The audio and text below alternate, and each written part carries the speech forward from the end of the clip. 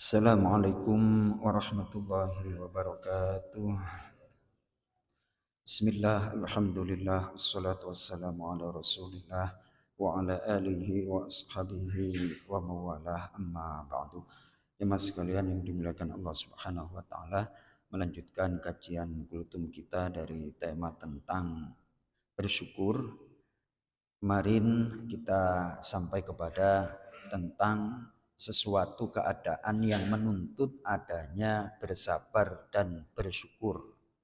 Kemudian oleh Imam Al-Ghazali diberikan ilustrasi, pembahasannya diawali dengan pertanyaan. Seandainya ada pertanyaan, bagaimana mungkin sesuatu yang berlawanan itu bisa berkumpul? Seperti siang dan malam, gerak dan diam itu nggak bisa berkumpul. Bagaimana mungkin satu keadaan itu bisa menuntut adanya bersabar dan bersyukur? Karena tidak dinamakan sabar kecuali atas keadaan yang memprihatinkan atau menyedihkan. Wala syukra illa ala farahim. Dan bukankah syukur itu mengantarkan kepada kebahagiaan? Bagaimana mungkin ini bisa digambarkan? Maka ketahuilah bahwasannya sesuatu yang satu ada kalanya menuntut kesedihan dari satu sisi. Ada kalanya mendatangkan kebahagiaan pada sisi yang lain. Fayakunu sabru min haitsul iltimam wasyukru min haitsul farah. Oleh sebab itu sabar dari sisi bersedih, keprihatinan, sementara bersyukur dari sisi kebahagiaan. Ada kisah di dalam kitab Al-Hikam itu, ini ngaji kehidupan. Ada ungkapan liyaqilla ma tafrahu bihi yaqillu ma tahzanu bih. Hendaknya yang membuatmu senang itu dijadikan sedikit. Kalau sesuatu yang membuatmu senang itu sedikit, maka sedihmu akan menjadi sedikit pula.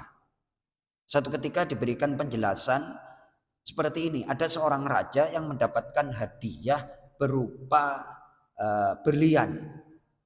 Dipanggillah itu seluruh katakanlah penasehat-penasehatnya, diminta, kan lagi seneng nih dapat hadiah. Bagaimana pendapatmu wahai para penasehatku tentang apa yang aku dapatkan ini? Menyedihkan katanya seperti itu. Lah si raja lagi gelas itu kalau nggak salah berupa gelas yang dihiasi dengan berlian. Raja lagi seneng, kata penasehat itu menyedihkan. Lalu kaget itu. Nah, nggak digubris itu omongan. Seiring dengan berjalannya waktu, tiba-tiba gelas itu yang dihiasi oleh berlian jatuh pecah, Mas Toto. Jatuh pecah. Baru ngeh apa yang dikatakan oleh penasehatnya sang raja tadi benar.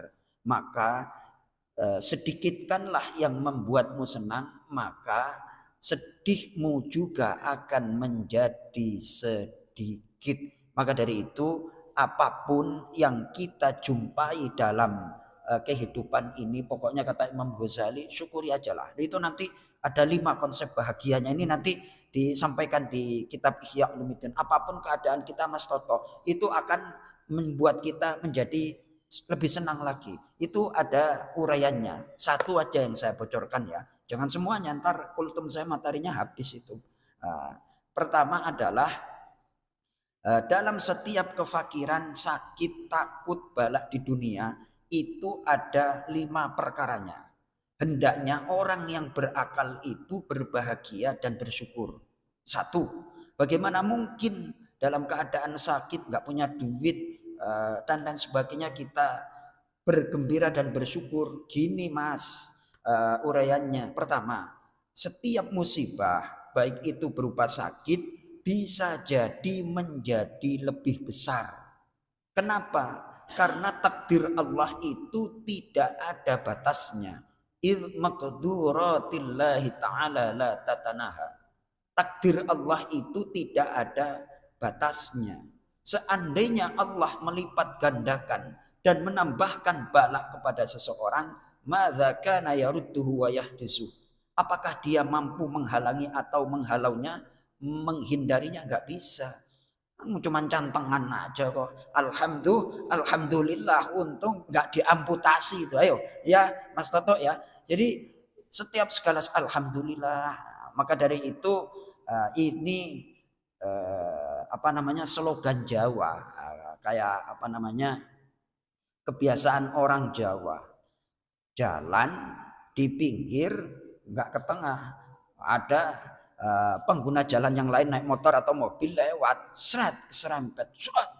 Habis itu, wah hati-hati. Apa kata orang Jawa?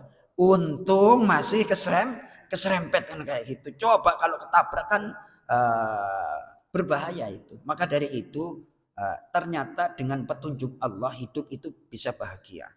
Dengan petunjuk Allah itu bisa bahagia, artinya kita bisa menyikapinya dengan baik dan benar. Satu. Jadi untung masih cantengan, seandainya diamputasi kan berbahaya itu. Ini ada kitabnya itu.